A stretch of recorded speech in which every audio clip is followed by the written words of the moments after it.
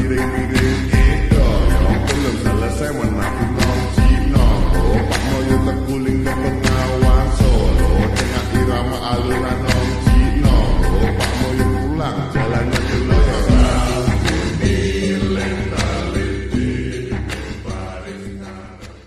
Yang pertama, kasus korupsi Malaysia 1 MDB. Skandal korupsi 1 Malaysia Development Berhad di Malaysia tetap menjadi salah satu kasus paling mencolok. Skandal ini melibatkan dugaan pencucian uang dan korupsi yang melibatkan mantan Perdana Menteri Malaysia, Najib Razak. Pada tahun 2020, Najib Razak dinyatakan bersalah atas beberapa tuduhan korupsi terkait 1 MDB. Pelajaran yang dapat kita pelajari adalah pentingnya transparansi dalam pengelolaan dana publik dan perlunya penguatan sistem pengawasan untuk mencegah korupsi tingkat tinggi. Kasus yang kedua yaitu kasus korupsi Airbus pada tahun 2020. Perusahaan pesawat Eropa, Airbus menghadapi tuduhan korupsi yang melibatkan pembayaran suap kepada pejabat pemerintah di berbagai negara. Airbus setuju untuk membayar denda sekitar 3,6 miliar sebagai bagian dari penyelesaian kasus tersebut. Pelajaran yang dapat dipelajari adalah perusahaan harus mematuhi etika bisnis yang tinggi dan melibatkan pihak berwenang untuk mengatasi praktik korupsi.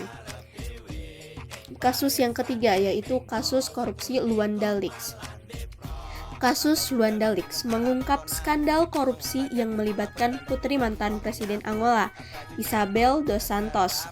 Dokumen yang bocor menunjukkan aliran dana yang dicurigai dari perusahaan negara untuk keuntungan pribadi. Isabel dos Santos dituduh melakukan pencucian uang dan penyalahgunaan kekuasaan. Pelajaran yang dapat dipelajari yaitu perlunya adanya penguatan lembaga pengawas dan penegak hukum yang independen untuk mengungkap dan menindak tindak korupsi yang melibatkan pejabat pemerintah dan elit politik. Selanjutnya, yang keempat, skandal korupsi pemerintah Brazil. Pada tahun 2019, Brasil menghadapi serangkaian skandal korupsi yang melibatkan pemerintah federal dan pemerintah daerah. Kasus ini mencakup dugaan korupsi dalam pengelolaan dana publik, termasuk skandal di sektor pendidikan dan skandal penyalahgunaan dana kampanye.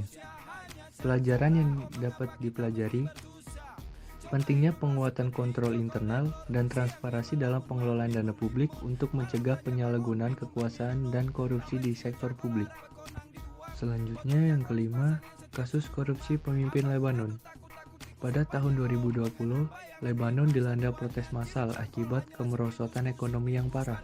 Protes ini memunculkan tuduhan korupsi terhadap pemerintah dan elit politik Lebanon dengan tuntutan untuk pengunduran diri pemerintah dan reformasi sistem politik.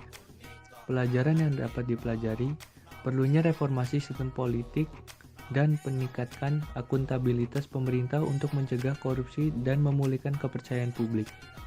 Selanjutnya yang keenam, kasus korupsi Eskom di Afrika Selatan. Skandal korupsi Eskom di Afrika Selatan mencuat pada tahun 2020. Eskom, perusahaan listrik negara, diduga terlibat dalam korupsi dan penyalahgunaan kekuasaan yang berdampak buruk pada industri energi dan perekonomian negara. Pelajaran yang dapat dipelajari, perlunya langkah-langkah pencegahan korupsi yang efektif dalam perusahaan negara untuk melindungi industri dan perekonomian negara. Selanjutnya yang ketujuh ada kasus pemimpin Haiti. Pada tahun 2019, Haiti mengalami gelombang protes akibat dugaan korupsi dan ketidakpuasan terhadap pemerintah.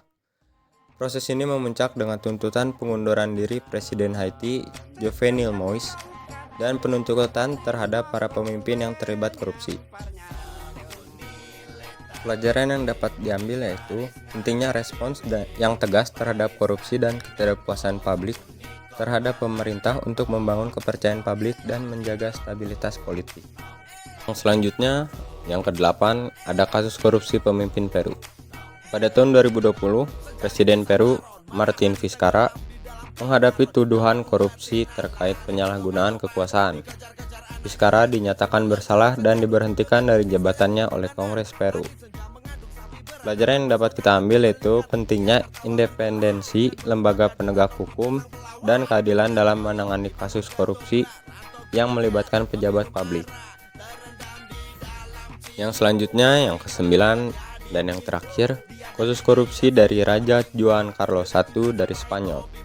Raja Juan Carlos I dari Spanyol terlibat dalam tuduhan korupsi terkait dana suap dari Arab Saudi. Pada tahun 2020, ia mengumumkan pengunduran dirinya sebagai raja dan meninggalkan Spanyol.